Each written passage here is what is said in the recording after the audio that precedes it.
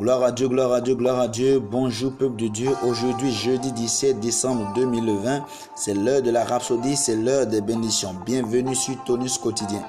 L'article du jour est intitulé « Il est là en votre nom ». Le verset d'ouverture est tiré de Jean 14, du 2e au 3e verset. Il dit « Il y a plusieurs demeures dans la maison de mon Père. Si cela n'était pas, je vous l'aurais dit. Je vais vous préparer une place. Et lorsque je m'en serai allé et que je vous aurai préparé une place, je reviendrai et je vous prendrai avec moi, afin que là où je suis, vous y soyez aussi. » Certaines personnes interprètent l'écriture ci-dessus comme si Jésus est allé au ciel pour construire des demeures pour nous. Ainsi, ils pensent que quand quelqu'un donne sa vie à Christ, Dieu commence à construire une demeure pour cette personne au ciel. Mais ils oublient que la Bible dit, dans Hébreux 4, verset 3, « Les œuvres ont été achevées dès la fondation du monde. » Alléluia. Le ciel est un endroit magnifique et il a déjà été bâti. Alors, de quel endroit parlait Jésus? La réponse est simple. La Bible dit que Jésus a été victorieux en enfer. Et quand il est venu vers les disciples en Galilée, il a dit « Hurrah !» Matthieu 28, verset 9. Puis il est allé au ciel et a reçu une place. Cet endroit n'est pas une chaise à côté ou à proximité du Père. Non, non. Il a le siège du Père. Il est assis sur le trône de la majesté du Père dans les cieux. C'est la plus haute position d'autorité. Alléluia. Puis l'Écriture dit, si donc vous avez été ressuscités avec Christ, cherchez ces choses qui sont au-dessus, là où est Christ, assis à la droite de Dieu. Colossiens 3, le premier verset. Alors, tout ce que Jésus a fait était pour nous. Ainsi, la place qu'il est allé préparer pour nous est cette place à la droite du Père. Alléluia.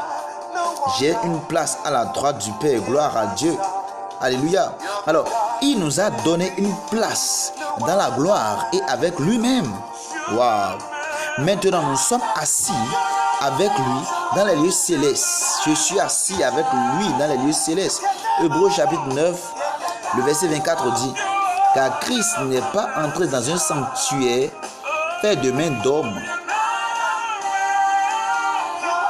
en imitation du véritable, mais il est entré dans le ciel même, afin de comparaître maintenant pour nous devant la face de Dieu.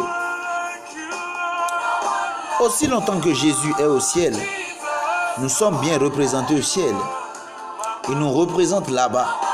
C'est pourquoi il nous a dit de vivre en son nom. Colossiens 3, verset 17 dit, et tout ce que vous faites en parole, en action, faites tout au nom du Seigneur Jésus. Alléluia. Je fais tout au nom du Seigneur Jésus. C'est parce qu'il est là en notre nom et que nous sommes ici en son nom. Nous régnons et dominons Satan et les cohortes des ténèbres en son nom. Alléluia. Gloire à Dieu, gloire à Dieu. Alors c'est le moment de prendre la confession. Vous allez dire cette parole avec moi, avec foi. Le Seigneur m'a amené dans un endroit glorieux, une position d'autorité et de domination, où je règne et domine sur toute principauté et puissance et force et domination et tout nom qui est nommé. Quand je parle, toute la création répond parce que je vis en son nom. Même maintenant, je brise l'influence de Satan sur la vie des hommes et je déclare que la lumière du glorieux évangile brille dans leur cœur au nom de Jésus. Amen. Alléluia. Alors pour une étude approfondie, nous allons lire individuellement bien sûr Éphésiens chapitre 2, le 6e verset, Luc chapitre 10, le 19e verset. Alléluia.